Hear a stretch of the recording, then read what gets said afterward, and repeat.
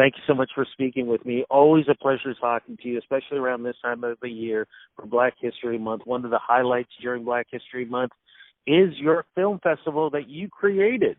Congratulations on that. And how does it feel being able to have something that has really resonated, not just in Toronto, but really across Canada?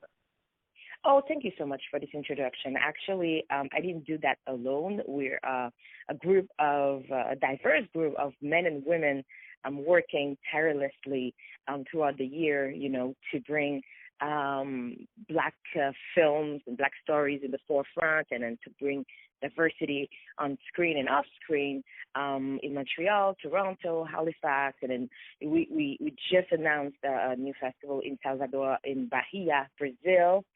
So we're working in New York City as well, in Haiti. So we're about 9 festivals now, and the Toronto Black Film Festival is one of our favorites because Toronto is not only the city of films, but Toronto is also the most diverse city in Canada. And it's the place where you have the most black people. So we're very proud that the Toronto Black Film Festival is resonating with everybody attracting black and non-black people to come and discover the most beautiful black stories, our filmmakers, the next generation of movie makers. So it's a great privilege, and we're very proud of that. Before we get into the film festival, I think it's a great story for you to tell on how this concept came about.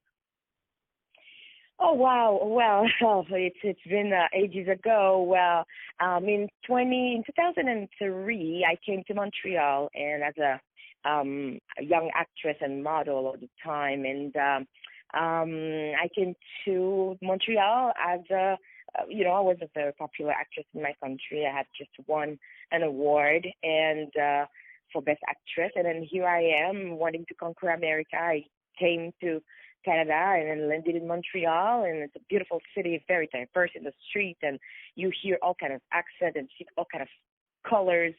And unfortunately, there was no place for somebody like me because television and cinema in Quebec, until today in Canada, doesn't really reflect what's on the city, what's on the street. So it was a really, really white screen, and I couldn't work. I couldn't find work, really. I couldn't become the actress I wanted to be.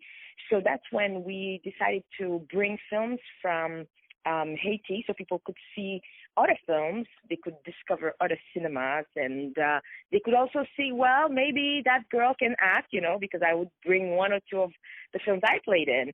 And unfortunately, no festival wanted them. No festival selected them. So here I was, no auditions, no job in the acting industry, in the film industry, no festival to play any films I brought. So I was kind of desperate and frustrated, Woody. Seriously, it was disappointing, and I was angry. I didn't know what to do, and that's when people started to tell me, well, maybe you should go to law school. You would be such a good lawyer. Maybe you should go to medical school. Maybe you should go to engineering school or business and whatever else they wanted me to do. And I'm like, no, if I do that, we're not going to be a solution, part of the solution. It's like avoiding it altogether. And that's when I decided to use that frustration I had and try to transform it into a positive action. And we founded the Fabienne Foundation. The Fabienne Foundation is a not-for-profit organization that we recreated because it existed in Haiti for a different mission. And here it was to promote, to foster diversity and inclusion of and on screen in the arts. So that's how we started with the first festival, which was the Haitian Film Festival at the time, which expanded 5 years later as the Montreal Black Film Festival. And fast forward to a few years later, the Toronto Black Film Festival was born. Later on, the Halifax Black Film Festival, and then today we're up to 9 film festivals. Not just film festival, 9 festivals, because we have music festivals into that too, across the globe. And let me tell you, we have the best team, Woody, a festival can hope for, to bring this passion and then to go and then look for the best stories out there. Let's talk about now some of the films, because I know you got premieres, you got so many things happening. What's going to happen during this film festival? Well, this year is really our best year yet. It's our best, it's our biggest, it's huge, it's so diverse because we have something for everybody, literally. We start with a great opening film called Princess of the Row. This is a film that is dealing with mental illness. It's a beautiful story. Actually, it's a film that has won 19 awards in 20 festivals. This is a must-see film. It has been selected also at the Montreal Black Film Festival, and we couldn't think of a better film to open the festival. So Princess of the Row, it's on Wednesday at Isabel Bader Theater as opening film. The next day we're going to have the king of cinema himself. It's Spike Lee, Academy Award winner Spike Lee, would just get appointed as president of the jury at Cannes, as the first Black person to ever be president of the jury at Cannes. And he is going to come to TBFF for the first time in Toronto, not in Toronto, but at the festival in Toronto. And he's going to be receiving the TBFF Lifetime Achievement Award. And after that, we're going to screen his film, a restored version of his film, Bamboozled, which deals with blackface and all kinds of hard issues.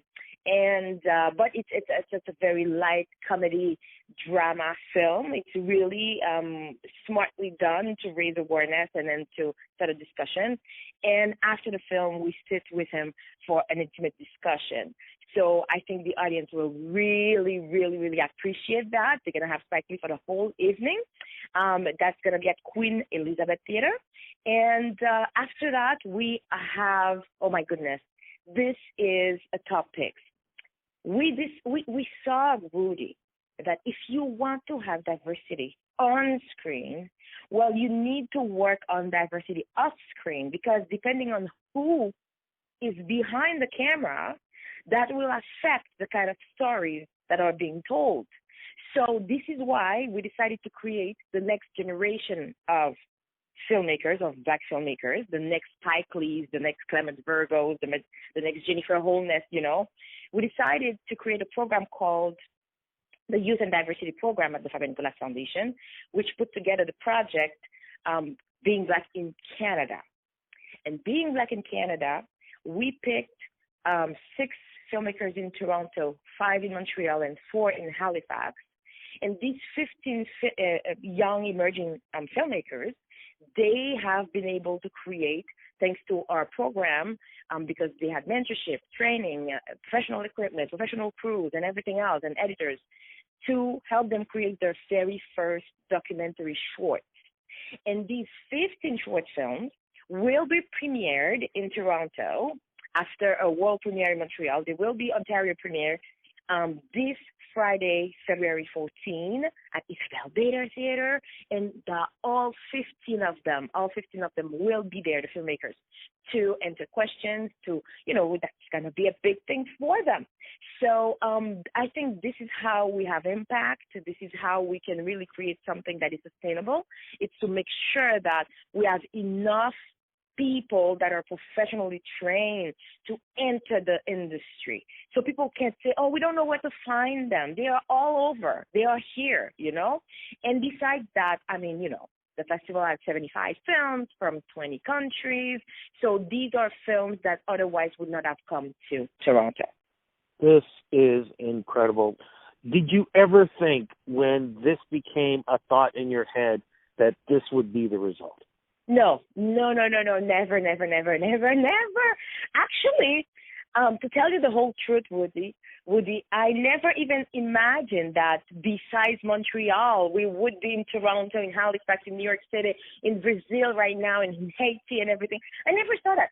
The idea was at the time to create a platform for filmmakers that was around us in Montreal that didn't have a voice, and it became a real movement. And today I'm just an ambassador. I'm just a face. I'm just like a spokesperson, but it became really the Torontonian festivals. It became really a movement here. And then we're so proud also to have like a strong local team here in Toronto, because it's important that we give back in the city as well. So I couldn't be prouder. I could not be prouder. Well, we are blessed that you have this film festival here in Toronto, but we have to be part of this. So how does it work? Where's it going to be? When? What are the days? How can we be involved? Well, everything you need to know about the Toronto Black Film Festival is on the website at torontoblackfilm.com. Now, we've had so many people going on the website at once, and we discovered that people should use Google Chrome because the ticket system is more friendly. It works best with Google Chrome. It's something we just discovered because we changed the ticket system provider. So with this new ticket system, which is very, very effective, but you need to use Google Chrome, guys, to make it work best for you to get tickets. So please go on torontoblackfilm.com, and there you can see all the trailers, all the film synopsis, descriptions, and then you can take your time to really go through the list. So you go to the website, everything is in there, and you can buy your tickets as well. Incredible. Look, thank you so much for making time to speak with me. Thank you for bringing your concept here to Toronto, and looking forward to not just what's happening this year, but looking forward to next year and many more years to come. Oh, Woody, may I say? May I say that this festival is not just another film festival there. This festival is meaningful, it's impactful, it's necessary and essential here in Toronto, especially at this time where we are again in Oscar So White, where there's one actress that is Black nominated. So we need this kind of festival more than ever, and I urge everybody to just come out and support, because we need your support more than ever for these filmmakers. So go to torontoblackfilm.com, and everything is in there.